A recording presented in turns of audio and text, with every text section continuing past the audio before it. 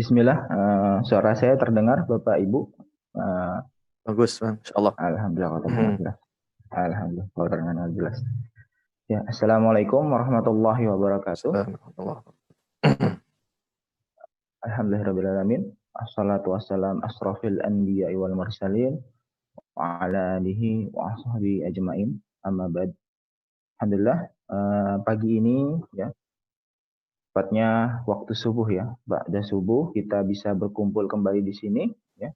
Alhamdulillah masih istiqomah, Bapak Ibu, saudara-saudari semuanya.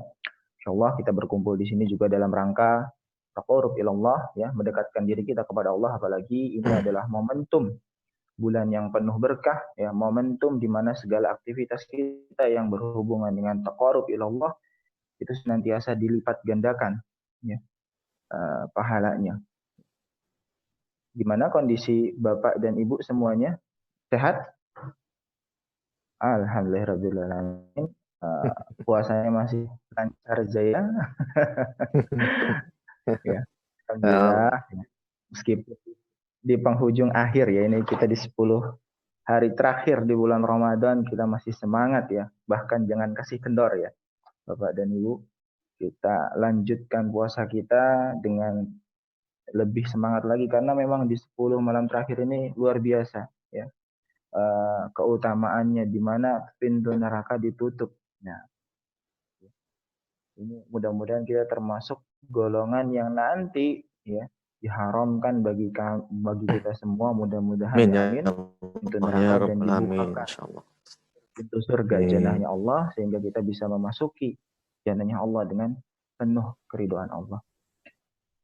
Ini sambil menunggu peserta yang lain ya, izinkan saya menyapa terlebih dahulu ya. Alhamdulillah, kajian i'tikaf online ini insyaallah dihadiri oleh beberapa peserta yang tidak hanya dari daerah Purwakarta gitu ya, tetapi juga insyaallah dari berbagai daerah, bahkan dari luar negeri ya. Ada yang dari Bandung, ada yang dari Subang ya, bahkan ada yang dari seberang Pulau Jawa, lalu juga ada yang dari luar negeri ya. Tahu saya ada yang dari Riyadh, Arab Saudi, lalu juga Malaysia, bahkan ada yang dari Jepang. Ya, saya dapat informasi Bapak Ibu, kalau yang dari Jepang biasanya aktif, mereka melakukan streaming online ya, jadi mabar bersama gitu loh. Masya Allah. Menyimak kajian ini ya. Alhamdulillah, mudah-mudahan ini menjadi keberkahan bagi kita semua ya. Di dalam forum ini ya, dalam rangka syiar kita, dalam rangka ya memberikan pemahaman kita ya kepada orang-orang baik yang dekat maupun yang jauh, pentingnya Islam dalam kehidupan kita sehari-hari. Ya, wabil khusus pagi ini ya, insyaallah kita akan membahas fikih keluarga. Betul ya Ustaz ya? Betul ya Ustaz. Insyaallah. Alhamdulillahirrahmanirrahim. Ini juga saya lupa menyapa Ustadz Aji ini selaku narasumber kita pagi ini. Gimana kabarnya Ustadz? Sehat? Alhamdulillah sehat ya, semangat insyaallah. Masya Allah ya. Semoga semangat, insyaallah semangat semuanya. Alhamdulillah. Ya, saya melihat pemateri kita ya, Ustadz Aji ini luar biasa semangat ya. Jadinya kita pun harusnya terpacu semangatnya gitu ya, seperti itu. Ya, izin juga memperkenalkan diri saya ya, mungkin kemarin-kemarin baru sempat bertatap dengan chat saja dengan saya gitu ya di WA Group ya. Saya Farah Nafis ya, yang mengelola grup kajian i'tikaf online gitu ya. Kemarin mungkin yang sempat chat dengan saya ya, yang sempat bertanya-tanya ya, seperti itu, luar biasa ya, bahkan sempat curhat. Oh iya, satu lagi juga saya mengingatkan kepada Bapak Ibu di sini yang alhamdulillah kita bisa aktif gitu ya, bisa tergabung di sini. Kita bantu doa ya, mendoakan saudara kita ya, Bapak Ibu yang lainnya yang belum bisa aktif karena terkendala pada perangkatnya dan juga sinyalnya. Ya, mudah-mudahan kedepannya dimudahkan untuk bisa aktif ya. Jadi sering sekali ketika sedang kajian online dan saya tidak menjadi host gitu ya di forum ini, mereka curhat gitu ya ke saya, Pak, ini saya tidak bisa masuk ke dalam link kajian gitu. Ya, sayang sekali ya Allah, saya pengen ikut ya, Mudah-mudahan Allah mudahkan ya. Amin, amin Ustaz. Ya betul. Maka kita tidak bisa membantu banyak, kita hanya bisa membantu doa di sini gitu ya. Betul. Seperti itu. Lebih lagi kita tidak bisa bertemu dengan Bapak Ibu semua. Gak beruntung ya yang bisa masuk dengan mudah ya, Masya Allah. Alhamdulillah betul sekali Ustaz, beruntung sekali seperti itu. Dan juga perlu kita ingat bersama Bapak Ibu ya, di tengah-tengah kondisi wabah ini kita tidak bisa berkumpul langsung gitu ya. Yang biasanya kaki kita yang melangkahkan diri kita ini kepada forum-forum atau majelis-majelis ilmu, ya di mana majelis-majelis tersebut adalah majelis yang penuh keberkahan dari Allah ya. Bahkan di dalam majelis itu seingat saya ada riwayat yang menceritakan malaikat itu senantiasa berkumpul dalam forum majelis gitu ya. Mereka tuh bahagia berkumpul bersama orang-orang yang ingin mendekatkan dirinya kepada Allah ya, seperti itu. Nah, mudah-mudahan dengan wasilah ini kita tidak bisa melangkahkan kaki, tapi kita bisa menggunakan jari jemari kita. Yang mudah-mudahan ini menjadi hujah kita nanti di yaumul hisab kelak ya, di hadapan Allah ketika Allah tanyakan gitu ya, ketika kita tidak bisa melangkahkan kaki kepada forum majelis tapi jari jemari kita membantu kita Bapak Ibu. Dan mudah-mudahan juga malaikat pun senantiasa menaungi kita semua di sini dalam majelis ini walaupun bentuknya online. Sepertinya sudah masuk waktunya ya Ustaz ya. Ya, Saya enggak dimulai mulai ya. seperti itu agar tidak terlalu lama ya. Jangan sampai kehabisan waktu dengan saya. Apa-apa. Ya, sebelum memulai kajian, mohon maaf saya sekedar mengingatkan ya bahwasanya untuk menjadikan kajian atau majelis ilmu ini lebih barokah, lebih hikmah gitu, hikmat. Insya Allah ada beberapa ketentuan yang harus saya sampaikan. Ini hanya mengingatkan saja gitu ya kepada Bapak Ibu. Mudah-mudahan tidak bosan untuk mendengar pengingat ini. Yang pertama mungkin tadi ketika mau memasuki link ini dimohon mengucapkan basmalah. Ketika lupa ya sekarang diucapkan basmalah, dan nanti juga ketika mulai kajian kita insya Allah akan mengucapkan basmalah. Ya karena semua yang diawali dengan basmalah itu insya Allah diberkahi oleh Allah Subhanahu Wa Taala. Ya tentu dalam perkara yang baik. Yang kedua menjaga adab-adab dalam majelis ilmu ya walaupun bersifat online. Gitu. Jadi tidak ada bedanya dengan majelis ilmu pada umumnya. Yang ketiga dimohon untuk dapat menutup aurat pribadi dan juga keluarga ya. Khawatir ada yang tertangkap kamera gitu ya. Ini menjadi tidak indah untuk dilihat, maka dimohon untuk menutup aurat, atau kalau sekiranya lebih nyaman dengan di-off-kan kameranya, silahkan di-off-kan. Tapi ketika di-off-kan bukan berarti akhirnya mendengarkannya dengan santai gitu ya. Jadi sambil tiduran dan lain-lain itu juga tidak diperkenankan. Tapi kita dalam tetap posisi siap menerima ilmu, siap dalam berada majelis ilmu. Ya, seperti itu.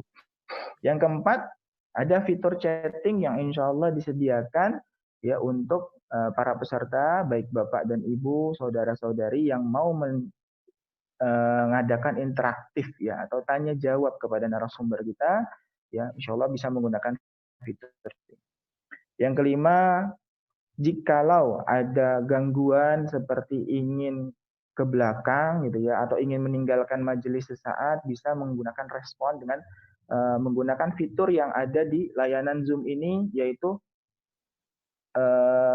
jempol dan juga melambaikan tangan ya. Ini ada dua fitur gitu ya. Ini bisa digunakan ketika misalkan contoh ingin meninggalkan majelis sebentar, maka bisa melambaikan tangan gitu ya. Ketika ditanya apa kabarnya Bu, sehat, maka bisa menggunakan fitur mengacungkan jempol gitu ya.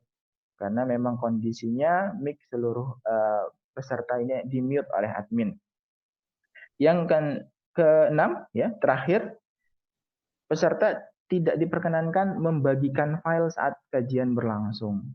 Jadi tidak diperkenankan kita menggunakan fitur share screen ya. Jadi kita maksimalkan fitur ini untuk narasumber kita membagikan materinya hari ini agar kajian hari ini, kajian pagi ini berlangsung dengan hikmat gitu ya Bapak Ibu.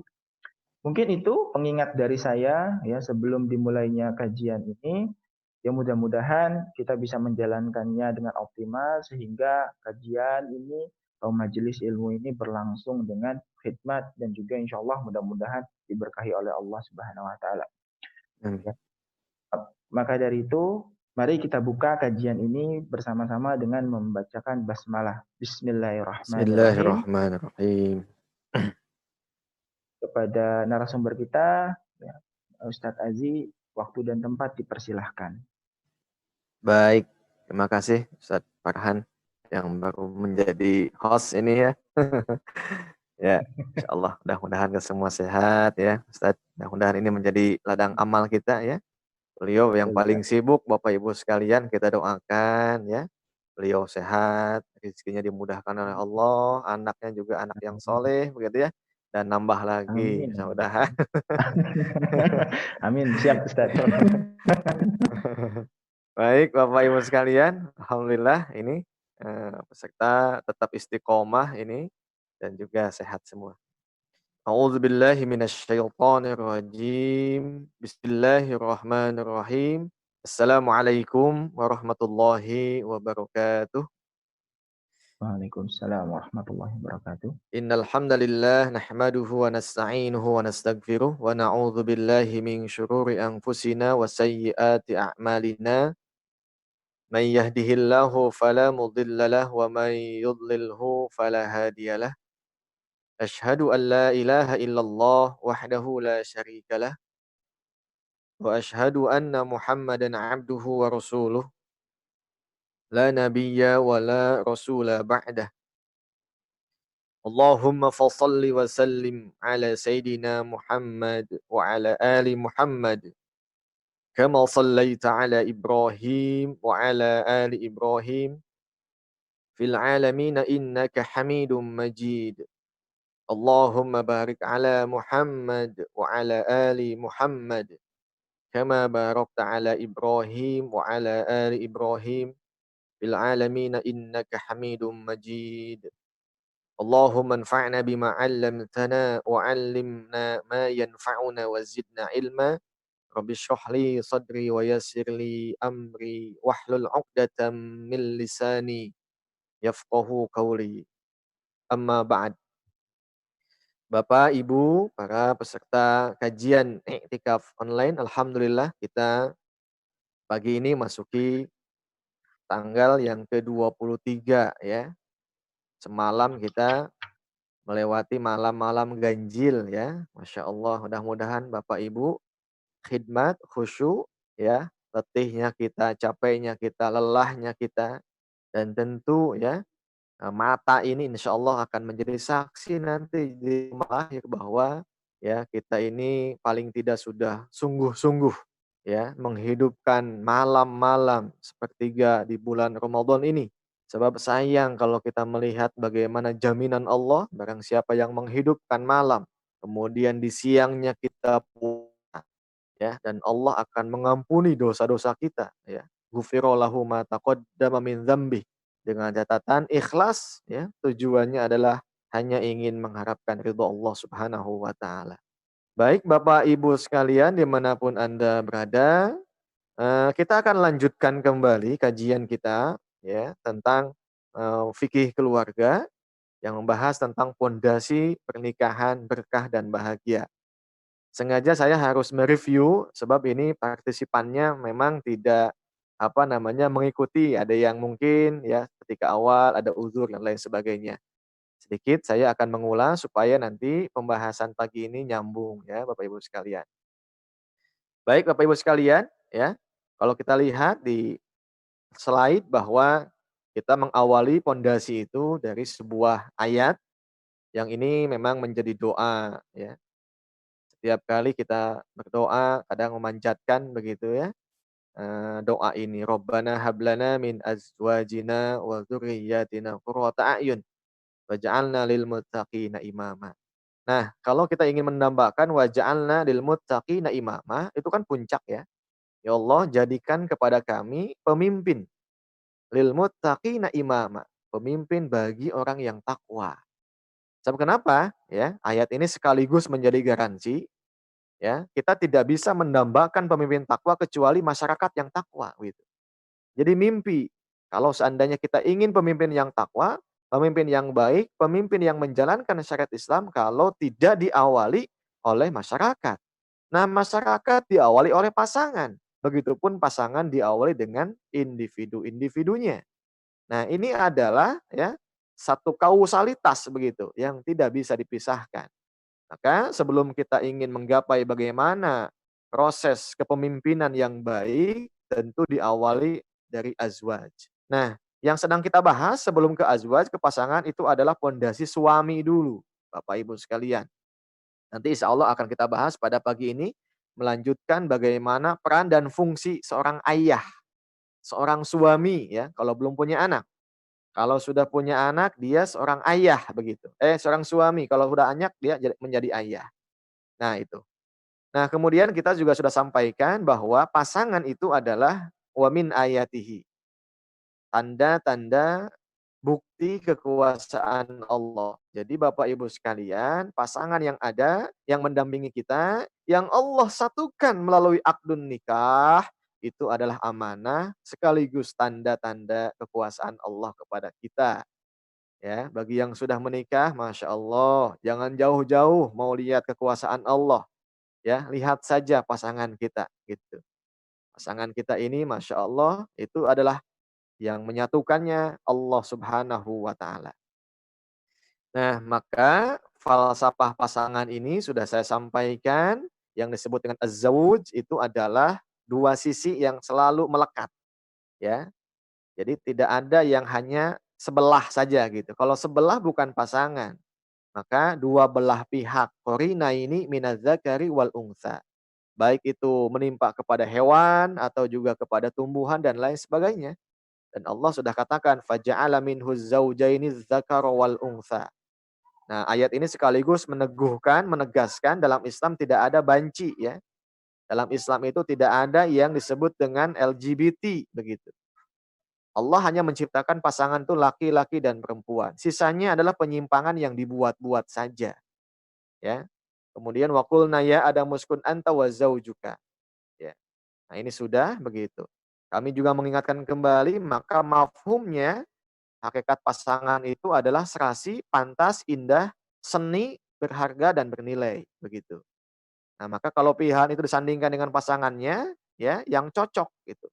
Ya contoh kalau kita beli sendal berarti kalau yang kanan itu warnanya hijau, yang kiri juga hijau. Yang kanan nomor 30, yang kiri juga 30. Jadi inti pasangan itu cocok, serasi, dan indah, pantas begitu ya. Nah maka jika manusia saja, nah ini ya mafhumnya, kita memilih sesuatu yang berpasang-pasangan itu yang sama, yang serasi, demikian Allah pun memasangkan kita dengan pasangan kita. Maka pilihan sekaligus pasangan yang sudah dipantaskan oleh Allah gitu ya. Maka jangan disia-siakan. Nah, ini Bapak Ibu sekalian, ini sudah disampaikan juga. Nah, sekaligus juga ini adalah tanbih, satu bentuk tazkirah bagi kita. Maka kalau pasangan itu adalah amanah Allah yang sudah dipantaskan, dicocokkan, dipilihkan oleh Allah sampai kita menjadi pasangan dengan akad nikah yang halal, yang sah, ya, Bapak Ibu, maka menyadari dengan penuh keimanan bahwa pasangan kita adalah amanah, pilihan dan sebagai bagian dari tanda kekuasaan Allah. Maka yang kedua konsekuensinya adalah mengajak untuk segera beristighfar jika kita masih meyakini bahwa pasangan kita bukan pilihan Allah. Ya, tetapi cinta kita semata, pilihan orang tua semata, pilihan teman, kebetulan ya, cinlok, cinta lokasi dan lain sebagainya. Nah, itu ya. Jadi jangan punya anggapan-anggapan itu. Itu hanya media saja. Tetapi intinya adalah hakikatnya Allah yang menyatukan itu. Atau apa CLBK, cinta lama bersemi kembali misalnya. Begitu kan bahasa-bahasa saja. Nah yang ketiga, mari kita beristighfar jika kita masih menyesali ini. Bapak Ibu, jika ada yang sudah punya pasangan, jika sudah disatukan dalam akdun nikah, ya masih ada yang menyesal gitu. Kenapa sih sama dia, nggak sama? Nah gitu ya, itu istighfar ya. Apalagi belum menerima pasangan kita. Padahal dia sudah punya anak 3 misalnya ya. Nah ini, sekaligus kita tidak boleh berandai-andai. Sekiranya pasangan kita bukan dia. Nah itu yang mesti kita hindari. Kenapa sih nggak si dia saja? Kayaknya kalau dia kayaknya hidupnya nggak bakal begini. Nah itu hal-hal yang tidak boleh begitu Bapak Ibu sekalian. Nah Maka ini konsekuensi juga Bapak Ibu sekalian ada 5, jika pasangan kita itu adalah kita ya. Maka dalam hal ini ya, selain tadi kita tidak boleh menyesali, maka apa yang kita dambakan itu sebanding dengan apa yang sudah ada dengan pasangan kita. Jadi artinya apa? Di sini kita tidak boleh menuntut yang lebih, sesuatu yang tidak ada pada pasangan kita. Sebab sesuatu yang ada itulah kita gitu. Ya contoh misalnya kita ingin menuntut bahwa pasangan kita lebih baik ya, kayak si A, kayak si B dong, soleh misalnya. Nah itu kayak begitu tidak. Tapi justru itu adalah ujian bagi kita, sebab kita adalah diuji sesuai dengan tingkat keimanan kita Bapak Ibu sekalian. Nah oleh sebab itu maka jika ada calon misalnya yang ingin mendambakan pasangan yang lebih soleh, ketika ditanya kenapa ingin lebih soleh? Saya kan tidak soleh. Nah itu nggak bisa ya. Maka kuncinya adalah awali segala sesuatu dari diri kita semuanya, ya, tidak menuntut kepada yang lain. Begitupun juga kalau kita mendambakan anak yang soleh dan soleha, awali lewat pasangan kita, individu kita, ya. Ini Bapak Ibu sekalian, jadi konsekuensinya adalah Allah pasti akan memasangkan dengan yang sepantasnya, yang serasi, begitupun juga tingkat keimanan, tingkat kesalehannya, pasti Allah sudah cocokkan segala-galanya, ya. Baik Bapak Ibu sekalian, selanjutnya ya, di slide yang ke-8 kita sudah sampaikan kemarin ya Bapak Ibu sekalian ini. Kita masuk bahwa kunci pasangan itu gitu ya, sebagaimana laki-laki itu adalah nakhoda, pilot yang akan mengendalikan pesawat, yang akan mengendalikan mobil, maka yang paling penting itu diawali kalau sudah pasangan itu dari suami dulu Bapak Ibu sekalian.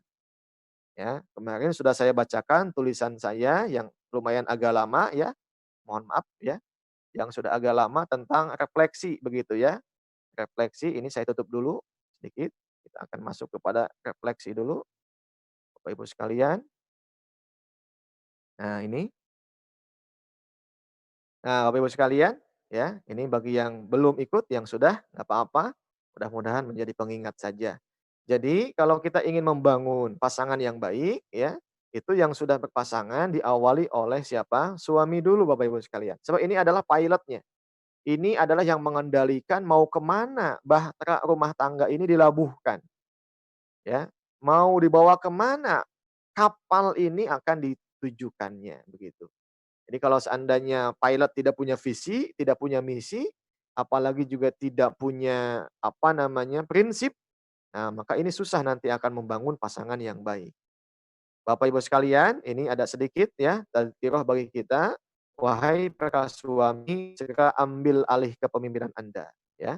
Ibu sekalian, sekali lagi saya bacakan. Qawwamah itu adalah gelar kemuliaan yang Allah sematkan kepada Anda, wahai para suami. Jagalah amanah kehormatan dari Tuhanmu itu dengan cara mengikuti petunjuk dan panduannya, yaitu Al-Quran dan hadis. Karena di balik kepemimpinanmu itulah terbentang jalan menuju surga atau neraka, istri dan anak-anakmu. Bapak Ibu sekalian diingat ya, di balik kepemimpinanmu itulah terbentang jalan menuju surga atau neraka, istri dan anak-anakmu ya. Di atas pundakmu lah wahai suami Allah titipkan rizki mereka melalui cucuran keringat kerja kerasmu. Perhatikanlah Allah tidak berbicara langsung kepada istri-istrimu. Ibu sekalian, perhatikanlah Allah dalam ayat-ayat Al-Quran maksudnya tidak berbicara langsung kepada istri-istrimu kecuali melalui Anda, wahai para suami. Ya, coba kita perhatikan kalimat-kalimatnya wa ashiruhunna bil ma'ruf. Jadi ketika Allah ingin menyampaikan pesan kepada istri tapi lewat suami. Wa ashiru wahai para suami, gaulilah gitu ya. Dampingilah mereka bil ma'ruf dengan baik. Kemudian askinuhunna min haitsu sakantum min wujdikum wa la tudarru. Ya, tempatkanlah istrimu itu dengan tenang di tempat yang hatinya menjadi tenang dan jangan sekali-kali menyakiti. Itu pesan itu inginnya disampaikan kepada siapa? Kepada istri. Tapi Allah lewat suami. Allah tahu sebab qawwam ini adalah dia punya hak veto yang tidak bisa diganggu gugat oleh siapapun. Maka ketika Anda sudah melangsungkan ijab qabul, qabiltu nikahaha, bimahrin madhkura halan, maka itu Anda menjadi ya suami, menjadi qawwam yang langsung disematkan titel itu oleh Allah Subhanahu wa taala dan tidak ada yang bisa menghak veto itu, ya. Sekalipun apalagi misalnya terkait dengan bapaknya, istri mertua, tidak begitu. Nah inilah, maka sekali lagi mengingatkan istri itu Allah selalu menyampaikannya lewat suami. Maka Allah menasihati Anda agar berlaku adil pada mereka. Allah perintahkan Anda agar memperlakukan mereka dengan ma'ruf. Allah menempatkan mereka seperti pakaian yang nyaman dan penuh kehangatan. Kalimatnya lihat, hunna libasul lakum wa antum libasul lahun. Nah gitu ya. Di ayat yang ke-34 surah An-Nisa, bima faddalallahu ba'duhum ala ba'din. Jadi satu dengan yang lain punya keunggulan dan punya kelebihan. Maka Allah menempatkan mereka seperti pakaian yang nyaman dan penuh kehangatan. Melindungi kehormatan dan harga dirinya. Ajari mereka dengan ilmu dan nasihat agar kelak mereka seperti ladang yang siap menumbuhkan tanaman dan menghasilkan buah setiap saat. Masya Allah ya. Tuh, jadi Bapak Ibu sekalian, jadi jangan suka nyalahkan buah gitu. Nggak mungkin kalau buah itu tiba-tiba ada tanpa ada pohonnya. Tuh ya. Jadi jangan sekali-kali kita menuntut ingin buah manis, tapi kalau usul pohonnya, pusatnya itu tidak baik, tidak unggul bibitnya. Maka kita pun juga mesti baik begitu. Maka Bapak Ibu sekalian, kuatkanlah kepemimpinanmu, niscaya ia akan membawa berkah. Kuatkanlah kepemimpinanmu, niscaya ia akan membawa sakinah. Kuatkanlah kepemimpinanmu, niscaya ia akan membawa mawaddah. Kuatkanlah kepemimpinanmu, niscaya ia akan mendatangkan rahmah. Bapak Ibu, lemahnya kepemimpinan Anda akan melahirkan pembangkangan istri kepadamu, di hadapanmu. Lemahnya kepemimpinan Anda akan melahirkan syikok, konflik dalam rumah tangga. Lemahnya kepemimpinan Anda akan melahirkan putusnya tali ikatan pernikahan. Maka talak itu sudah menunggu. Jadi Bapak Ibu sekalian, ketika orang ijab kabul, ya, suami itu pasangan suami istri itu, maka setelah ijab kabul itu kalau tidak diilmui rumah tangganya, maka yang namanya perceraian itu sudah menunggu, ya. Di pintu rumahnya itu sudah menunggu. Nah, gitu ya. Kalau disfungsi masing-masing tidak tahu ya tugas dan tanggung jawabnya.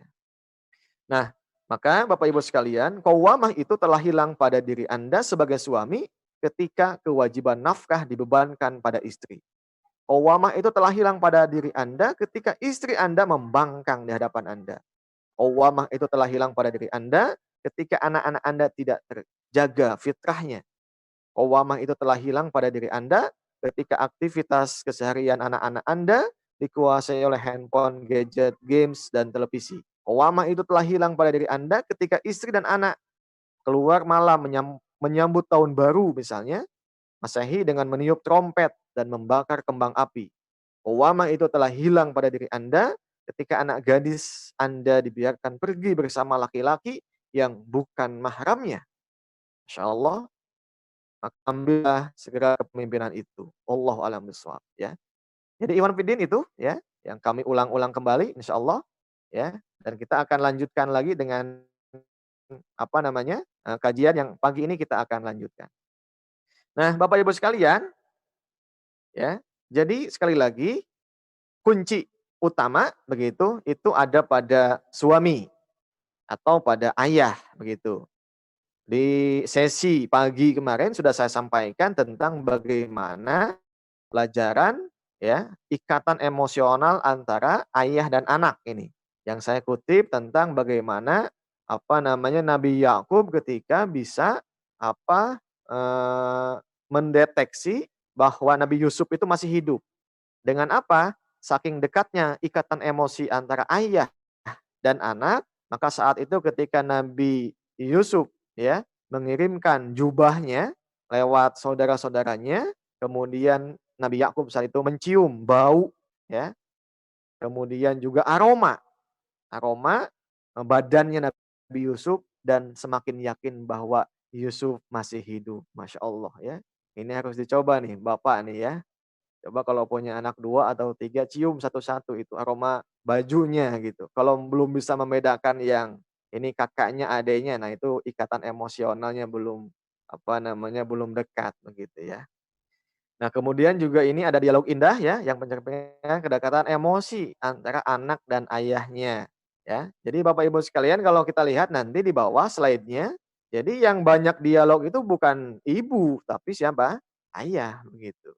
Ya, salah satu dialog yang dalam ayat-ayat Al-Qur'an, ya. Baik, Bapak Ibu sekalian kita lanjutkan ini, pada slide selanjutnya. Nah ini.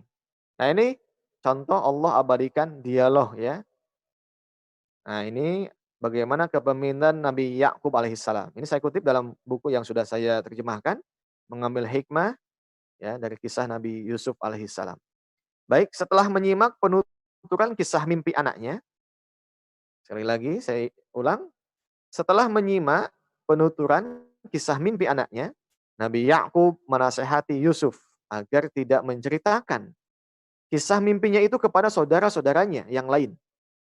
Petunjuk kenabian itu pun juga dibenarkan oleh petunjuk Nabi Muhammad SAW dan sebagian para ahli ilmu. Menurut para ahli ilmu, mintalah pertolongan kepada Allah Subhanahu wa taala agar dapat merahasiakan kenikmatan darinya, gitu ya. Jadi setelah menyampaikan mimpinya gitu. Jadi curhat anak itu tidak ke ibu, Bapak Ibu sekalian. Jadi semalam mimpi, kemudian disampaikannya itu ke ayah gitu. Nah, ini sudah dekat emosinya. Jadi salah satu indikasi bapak yang sudah dekat emosinya, jadi anak-anak itu kalau mulai balik ya, ada sesuatu itu ya, bicaranya ke ayahnya gitu. Sebaiknya begitu, bukan tidak boleh ke ibu begitu ya, silahkan saja. Tapi ayah ini sebagai pemimpin, qawamnya gitu. Karena di balik kenikmatan itu mengandung kedengkian orang lain. Nah ini, jadi yang diinginkan oleh Nabi Yakub, mengapa mimpi ini ra'aitu ahada asyara kaukaba wasyamsa wal qamar ra'aituhum li sajidin, itu adalah nanti ya, takut ketahuan nanti ada dengki. Nah ini lagi-lagi dengki ya, hasud gitu. Penyakit hasud yang tadi ya, ada pada kakak-kakaknya Yusuf. Maka berdasarkan petunjuk kenabian inilah, Yakub mengantisipasi agar pengalaman mimpi Nabi Yusuf tidak sampai ke telinga saudara-saudaranya, terlebih masyarakat umum. Maka upaya menyembunyikan mimpi itu dipandang lebih utama untuk menghindari dampak bahaya yang akan menimpa Yusuf alaihissalam. Masya Allah Bapak Ibu sekalian, apa yang ada di benak Bapak Ibu ketika membaca ini? Ya, kalau saya di benak pikiran saya inilah ayah yang sangat tanggung jawab, ayah yang sangat hati-hati, ayah yang sangat menjaga anak-anaknya. Masalah mimpi saja ayah sudah punya satu firasat bagaimana menyikapi mimpi itu. Hati-hati kepada siapa mimpi itu disampaikan, ya. Kalau dalam masalah mimpi saja begitu telatennya, begitu penjagaannya, apalagi dalam pergaulan Bapak Ibu sekalian, ya. Sampai-sampai nanti di ayat di bawahnya itu ketika mulai ya, rasa dengki itu tertanam di kakak-kakaknya Nabi Yusuf, mereka kan ingin ajak, minta waktu kepada Nabi Yakub untuk diajak jalan-jalan siapa? Yusuf itu, ya. Mintalah katanya begitu. Tapi siapa? Nabi Yakub hakikatnya awalnya tidak mengizinkan gitu. Kenapa? Takut ada serigala katanya begitu. Dalam kajian ilmu tafsir dikatakan bahwa ayat itu menjelaskan tentang memang situasi kondisi saat itu ya di tempat tinggalnya Nabi Yakub itu banyak serigala gitu. Nah, ini kan penting Bapak Ibu sekalian, kalau kita kiaskan kepada kita sebagai ayah saat ini, maka segala sesuatu yang mengancam, yang akan berpotensi membahayakan kepada anak kita, ya harus di-cut gitu. Misalnya kalau nonton itu adalah membahayakan, kemudian kalau main dengan siapa membahayakan begitu. Kemudian juga segala hal ihwal yang akan membahayakan itu mesti dijaga betul begitu. Kalau dulu itu yang membahayakannya adalah binatang serigala, nah saat ini bisa jadi lebih dahsyat, lebih galak dibandingkan serigala.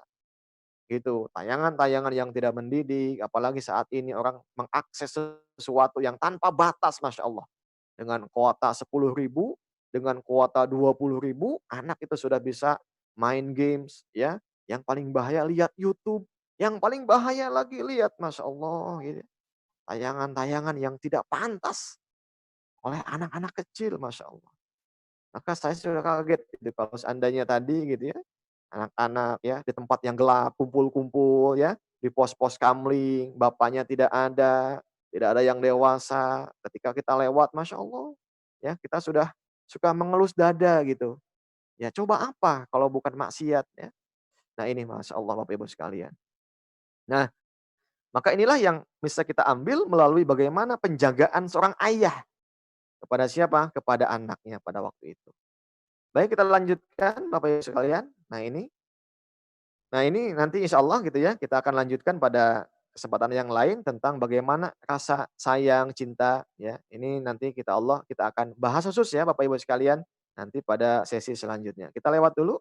Nah ini, Bapak Ibu sekalian penting di sini, saya ingin sampaikan kesalehan seorang ibu. Ya, ini pondasi yang kedua. Kalau tadi siapa? Ayah. Kita masuk kepada ibu gitu. Allah Subhanahu wa taala katakan dalam surah 33 ya, "Wa may yaqnut minkunna lillahi wa rasulihi wa ta'mal salihan nu'tiha ajraha marrataini wa a'tadna laha rizqan karima." Dan barang siapa di antara kamu sekalian, istri-istri Nabi, tetap taat kepada Allah dan Rasulnya dan mengerjakan amal soleh, niscaya kami memberikan kepadanya pahala 2 kali lipat. Oh, jaminan Allah ini. Dan kami sediakan baginya rizki yang mulia. Coba Bapak Ibu sekalian lihat, kalau sosok ibunya sudah soleha, maka lihat, sejarah mencatat banyak sekali kisah kesalehan seorang bunda akan melahirkan orang-orang besar. Imam Bukhari, Amirul Mukminin dalam bidang ilmu hadis, mempunyai seorang bunda yang tak pernah putus qiyamul lail dan dihiasi dengan tangis harap dalam doanya, Masya Allah. Ya, kita kenalkan dulu ketika waktu kecil Imam Bukhari ini buta matanya, tapi terus si ibunya itu mendoa kepada Allah, meminta ya, untuk menghafal Quran, menghafal hadis ya. Dengan izin Allah, lama-kelamaan doanya dikabulkan dan matanya bisa melihat. Maka kesolehan itulah yang membuat Bukhari kembali bisa melihat setelah mengalami kebutaan di usia kecil. Ini saya kutip dalam kitab Syiarul A'lam An-Nubala ya, 1079. Baik, Bapak Ibu sekalian, coba kita lihat di sini ada dialog ayah dengan anak dalam Al-Qur'an ya. Mana Bapak Ibu sekalian banyak siapa coba ditebak ya? Banyak ayah, banyak bunda ya atau banyak abi, banyak umi yang dialog gitu ya. Nah, ini kalau kita lihat ya, dialog ayah dengan anak dalam Al-Qur'an ya. Ini banyak sekali ya. Segmen YouTube-nya. Ya, baik, Bapak Ibu sekalian ini ya, kalau ayah itu 14 kali dialognya ya. Jadi salah satunya dialog Ibrahim dengan ayahnya dan Yakub dengan anaknya. Yang kedua surah 674 Ibrahim dengan ayahnya. Yang ketiga surah 4243 ya. Itu Hud dengan anaknya. Kemudian yang keempat surah Yusuf 4 sampai 5 Yusuf dengan ayahnya. Yang kelima surah Yusuf juga 11 sampai 14 Yakub dengan anaknya. Kemudian yang keenam Yusuf ya. Surah Yusuf 16 sampai 18 Yakub dengan anaknya. Surah Yusuf juga 81 87 Yakub dengan anaknya. Ya, Yusuf juga 94 sampai 98 Yakub dengan anaknya, ya. Kemudian yang ke-9 Yusuf 99 sampai 100 Yusuf dengan ayahnya. Yang ke-10 ini surah Maryam 41 sampai 48 Ibrahim dengan ayahnya. Yang ke-11 Al-Qasas ya ayat 26 bagaimana Syekh Madian dengan anak perempuannya gitu ya. Yang saat itu masih ingat Bapak Ibu sekalian kisahnya ketika pada waktu itu ya datangnya Nabi Musa alaihissalam ke Madian, kemudian ada 2 anak gadis yang sedang menggembala kambing ya. Pada saat itu minta pertolongan gitu supaya kambingnya belum minum. Maka dengan izin Allah ya, saat itu Nabi Musa yang sedang meninggalkan ya, karena suaka politik ya, ada kekhawatiran takut setelah memukul orang Kipti sampai meninggal gitu ya. Hebat itu ya, kuat sekali siapa Nabi Musa itu. Orang Kipti, Kipti itu kenapa? Dia turunannya Firaun. Jadi kalau Nabi Musa sudah tahu kalau sampai ke telinga Firaun dan itu sebangsanya, satu golongan, satu kabilah, wah ini akan bahaya. Maka Nabi Musa meninggalkan ya Saat itu Mesir dan menuju ke Madian. Nah, ketemu sama ini, 2 anak gadis ini yang minta tolong kemudian ditolong, ya. Ya sudah, nggak kenal, nggak tahu apa-apa, nolong nothing tulus saja. Nah, ndak lama kemudian datang kembali, anak gadis itu meminta Nabi Musa untuk ya jumpa dan ketemu sama ayahnya. Dari situlah disampaikan gitu ya, bahwa beliau ingin menikahkan kedua putrinya. Baik, selanjutnya yang ke-10 ini ya, Ibrahim dengan ayahnya, 11 Al-Qasas, sudah ya. Yang 12 Luqman, ini Luqman dengan anaknya, As-Saffat, 102 Ibrahim dengan Ismail, dan 14 Yusuf dengan Yakub dengan anaknya. Nah ini dialog ayah dengan anak. Coba kita tengok, kalau bunda berapa? Ini cuma 2 saja, ya. Allah abadikan itu. Dalam surah Maryam ayat 23, 26, Maryam dengan janinnya, dan yang kedua dalam surah Al-Qasas ayat 11, ibu Musa dengan anak perempuannya. Nah, gitu ya. Jadi banyak mana ya? Saya bisa menebak pasti banyak ayah begitu. Nah, ini Bapak Ibu sekalian ya, sebelum saya tutup ini untuk sesi kali ini, nanti insya Allah kita akan lanjutkan dengan tanya jawab. Bapak Ibu sekalian, ini ada ya surah, ada gambar yang saya kutip, saya paste dari Dr. Yasin ya, Jasim gitu ya. Ini beliau menjelaskan taswirun jamilun lil masafah bainaz zaujain.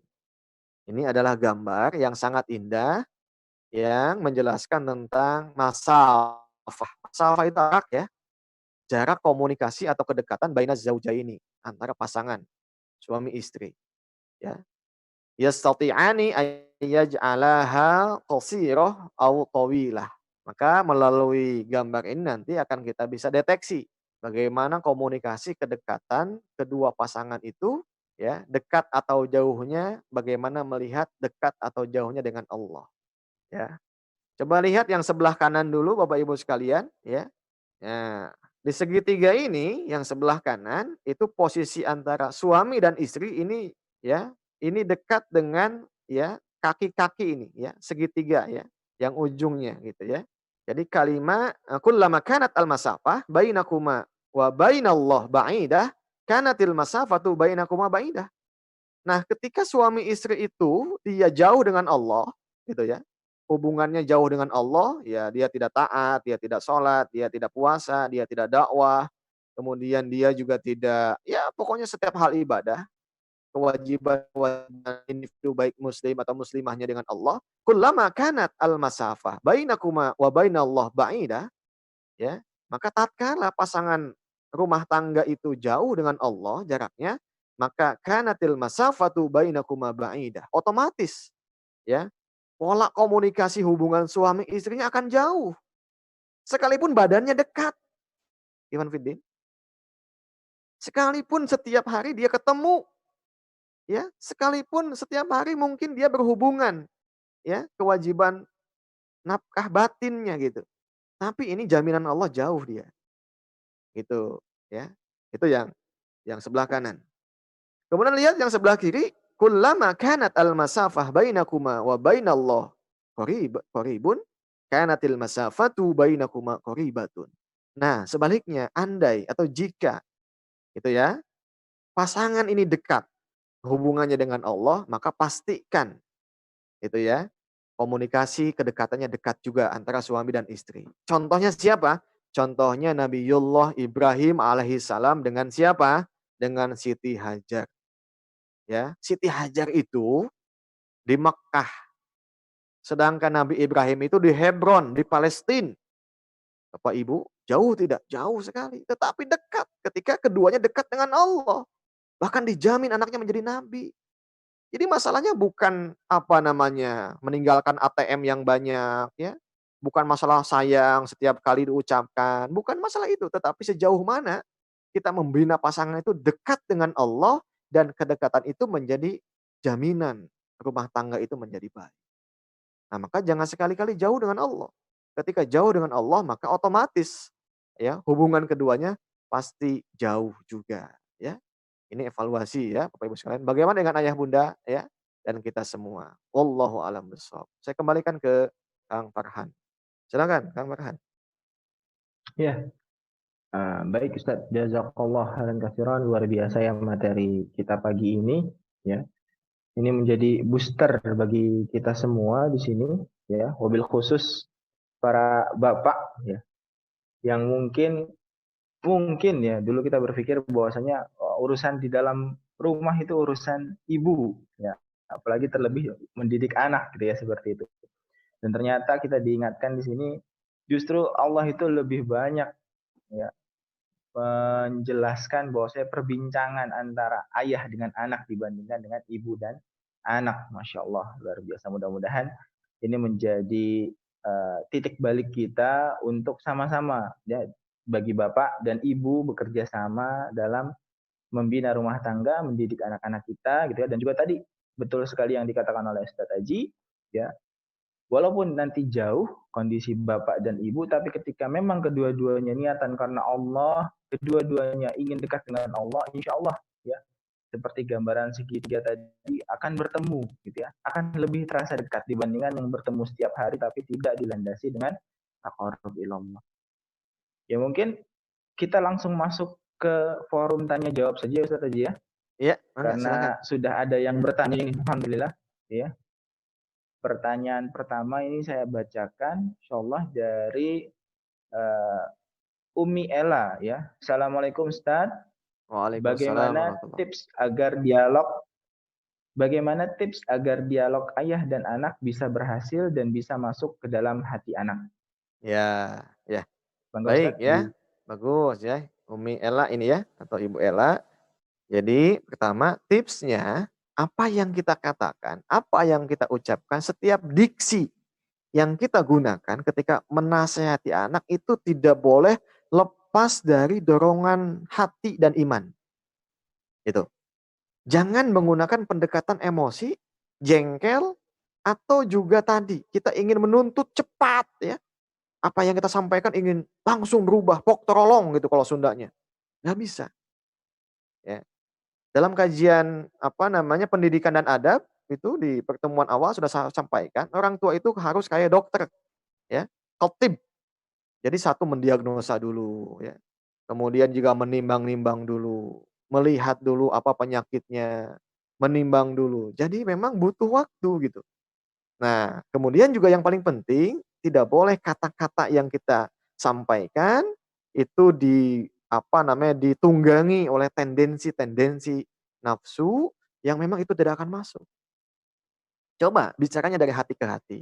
Momennya juga tepat gitu ya. Momennya hati-hati juga ya, momennya diajak dialog empat mata ya, kemudian dia diangkat dulu ya di tempat yang spesial begitu ya kalau anak laki-laki atau perempuan gitu ya. Jadi memang kemudian juga menasihati jangan di depan orang banyak, apalagi menjatuhkan wibawanya begitu.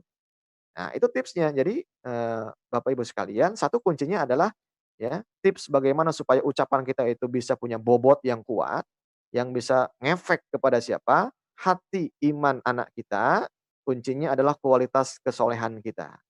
Maka rajin bangun malam, rajin puasa Senin Kemis, rajin tilawah, kata Allah, "Inna sanulqi 'alaika qaulan tsaqila." Nah, gitu. Itu jaminan Allah. Ya, ketika Allah menyampaikan, "Ya ayyuhal muzammil, qumil laila illa qalila, nisfahu aw inqus minhu qalila, aw zid 'alaihi wa rattilil qur'ana tartila, inna sanulqi." Ini jaminan Allah. Jadi kalau bangun malam, inna sesungguhnya kami sanulqi 'alaika qaulan tsaqila, akan menguatkan, akan menuntut atau juga memberikan kepadanya dengan ucapan yang berbobot yang bisa ngefek gitu ya. Masya Allah ya. Jadi ini adalah salah satu tips kunci. Yuk sama-sama kita awali kesalehannya, perbaiki, evaluasi, lebih baik ya. Kitanya dulu, insya Allah anak kita akan mengikuti. Allah alam bishawab. Ya, terima kasih Ustaz. Ini menyambung langsung Ustaz ke pertanyaan kedua karena ternyata Umi Ella juga masih bertanya ya, Ya, melanjutkan pertanyaan pertama tadi ya. Beliau menanyakan dan bagaimana dengan para nabi yang tidak memiliki ayah seperti Rasul dan nabi yang lain tapi bisa berhasil dalam menjalankan perintah Allah. Jadi pertanyaan pertama kan tadi tips ya, agar dialog ayah dan anak bisa berhasil gitu ya, ya. masuk ke dalam hati anak. Lalu bagaimana dengan kondisi yang tidak memiliki ayah layaknya para Mhm. rasul dan nabi? Ya, Bapak Ibu sekalian, Pertama yang tidak punya ayah itu hanya Nabi Isa ya.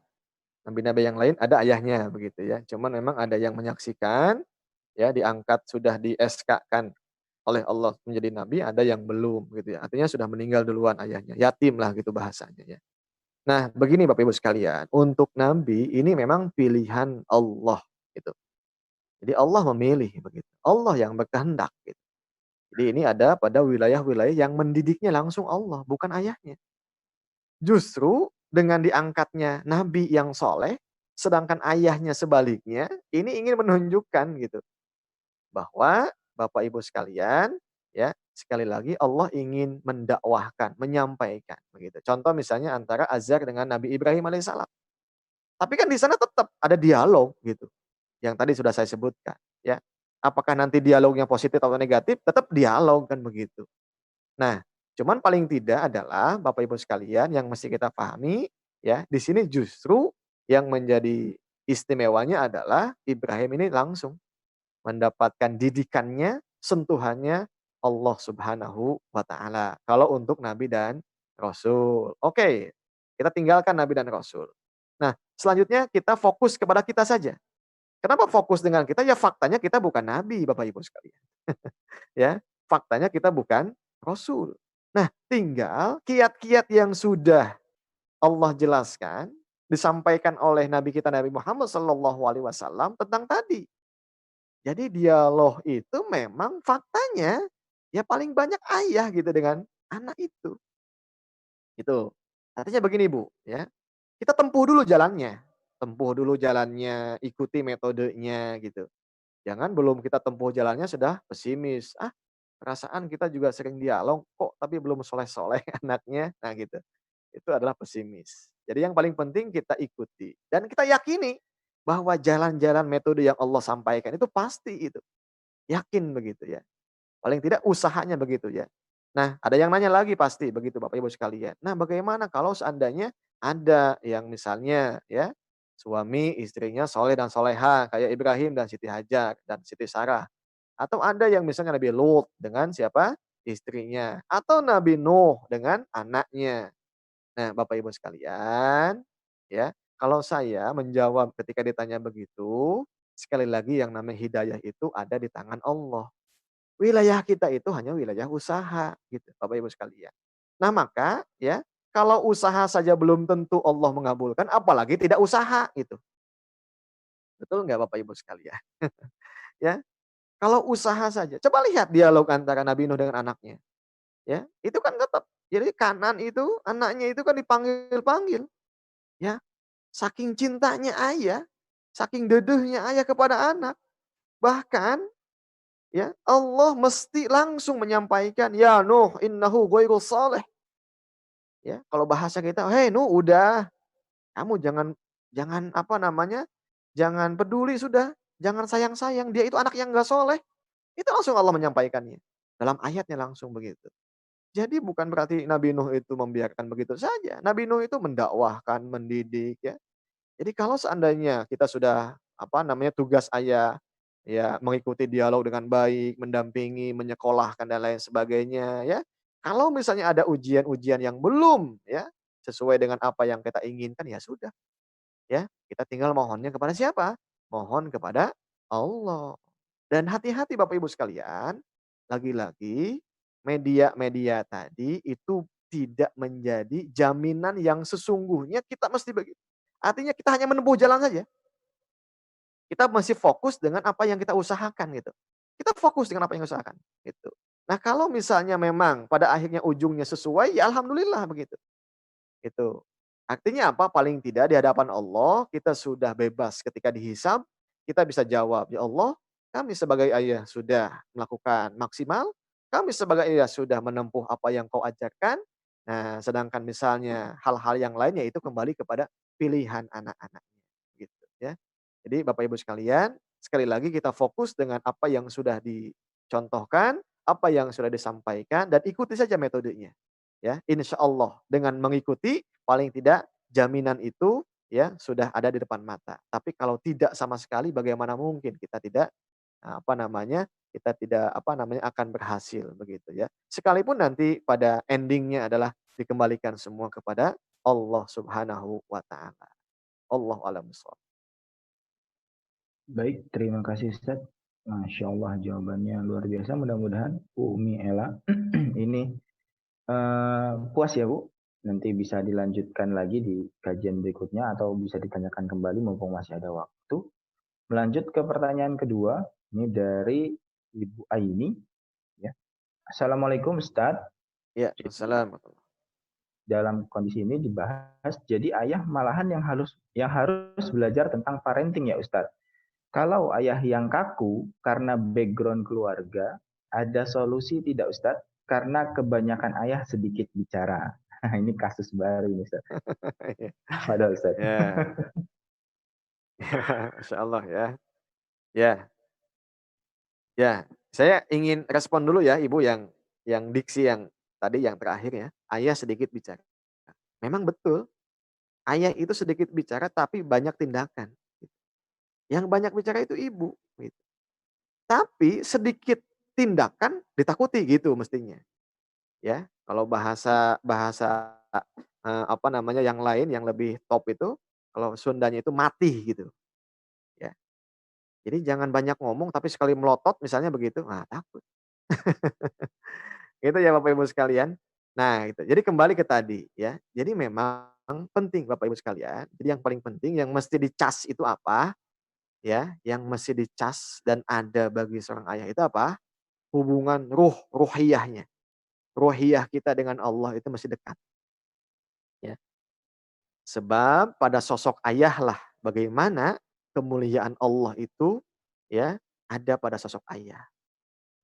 Coba ingat ya Bapak Ibu sekalian ketika Nabi Yusuf alaihissalam ya itu digoda oleh Zulaikha sudah berduaan di kamar yang tidak ada siapapun yang lain dalam kondisi pintu yang terkunci ya. Kemudian Zulaikha juga cantik, Nabi Yusuf juga pemuda yang tampan, yang girohnya juga masih kencang begitu ya. Apa? Ya, itu. Ketika Allah katakan walaqad hammat bihi wa hamma biha laula ar'a burhana rabbi. Ya ketika gejolak keduanya memuncak, andai saja Allah tidak tunjukkan laula ro'a burhana rabbi. Allah tunjukkan bukti-bukti kenabian. Nah, ulama di sana menjelaskan ahli tafsir apa? Ternyata ketika Allah tunjukkan itu, yaitu jadi dalam bayangan Nabi Yusuf saat itu terbayang sosok ayahnya, Nabi Yakub yang mengatakan, "Jangan Yusuf, itu tindakan yang memalukan. Bapamu ini nabi." Gitu. Ya, Masya Allah. Jadi kebayang itu ayahnya ketika ya di hadapannya itu maksiat. Nah, itu kata ahli tafsir Bapak Ibu sekalian. Jadi penting ini. Jadi menguatkan ikatan emosi antara ayah dengan anak ya, itu menjadi kekuatan yang memang bisa membendung ketika ada satu badai yang bisa menghantam, membuat kolap itu anak. Gitu. Tetapi dengan izin Allah begitu ya, dengan kedekatan emosi, kemudian komunikasi dengan baik, Allah tunjukkan laula aro'a burhana rabbi. Ya, jadi ternyata memang sosok pada waktu itu menjelma Nabi Yakub di hadapan ya bayangan Nabi Yusuf dan menyampaikan, "Hei Yusuf," itu kalau bahasa kitanya. Itu adalah tindakan yang ya yang sangat memalukan gitu. Nah, maka langsung beliau meninggalkannya. Nah, begitulah ya. Jadi Ibu siapa namanya tadi ya yang menanyakan. Jadi yang paling penting adalah bangun ya apa namanya kedekatan emosi ruhani atau ruhiyah antara iman ayah ini dengan Allah Subhanahu wa taala dengan melatih ya hal-hal yang sifatnya nafilah, yang sunat-sunat ya, yang mustahabbat, yang Allah senangi begitu ya. Kemudian tindakan, ucapan, perbuatannya juga mesti jaga. Ya begitu Bapak Ibu sekalian. Silakan Kang Farhan, saya kembalikan. Ya, jazakallah Ustaz. Ini luar biasa. Lanjut ke pertanyaan berikutnya dari Ibu Khalizah. Khalizah ya. Assalamualaikum Ustaz. Apakah Waalaikumsalam seorang warahmatullahi. istri sujud kepada suaminya dan seandainya kewajiban suami atau istri itu tidak dipenuhi akan dihisap di hari kiamat? Ya, mohon diulang sekali lagi. Oh, siap Ustaz. Mohon maaf ya. Apakah seorang istri sujud kepada suaminya dan seandainya kewajiban suami atau istri itu tidak dipenuhi akan dihisap di hari kiamat? Nah, ini pertanyaan. Ya. Ya, jelas ya. Jadi Ibu Khadijah, jadi ketika tugas pokok dan fungsi itu dalam ilmu fikih sudah statusnya wajib, maka setiap hukum syara itu nanti akan dihisab di hadapan Allah. Ya contoh misalnya, suami kan punya tugas, kewajiban, tentu beda dengan tugas dan kewajiban yang Allah bebankan kepada siapa? Kepada istri, ya. Nah maka, kita mesti fokus Bapak Ibu sekalian dengan wilayah-wilayah yang memang menjadi kewajiban masing-masing dulu, gitu ya. Ini penting. Jadi jangan sampai nanti ada orang yang sudah tidak fokus dengan tugas utamanya, malah ya mengambil tugas yang bukan utama gitu. Padahal yang mubah itu dalam Islam itu ya sama sekali begitu ya. Ya, kalau mau dibandingkan dengan yang wajib itu jauh. Sama sunat aja dulu begitu. Ini kadang-kadang banyak yang nggak fokus ya. Orang itu sibuk dengan yang mubah tapi meninggalkan yang wajib begitu, ya kan? Nah, ini. Nah, jelas jawaban saya nanti ya semua akan dihisab. Nah, maka karena akan dihisab itulah maka kita nggak bisa main-main Bapak Ibu sekalian, ya. Jadi karena memang suami istri itu nanti akan ada hisab, pertanggungjawaban di hadapan Allah, maka itu tidak bisa main-main. Nah, terkait hadis yang mengatakan andai saja gitu ya, aku diperintahkan untuk sujud kepada suami, ya itu adalah tindakan yang harus dilakukan. Maksudnya apa? Itu maksudnya adalah kiasan. Jadi ini kan makanya andai saja, tapi kan faktanya kan tidak terjadi, gitu ya. Andai saja gitu ya.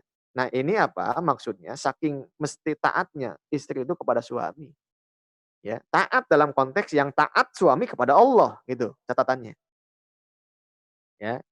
Jadi maka tidak ada pembangkangan. Tapi kalau maksiat ya sudah tidak ada lagi ketaatan, ya. Jadi bahasa sujud itu adalah bahasa puncak ketaatan gitu maksudnya.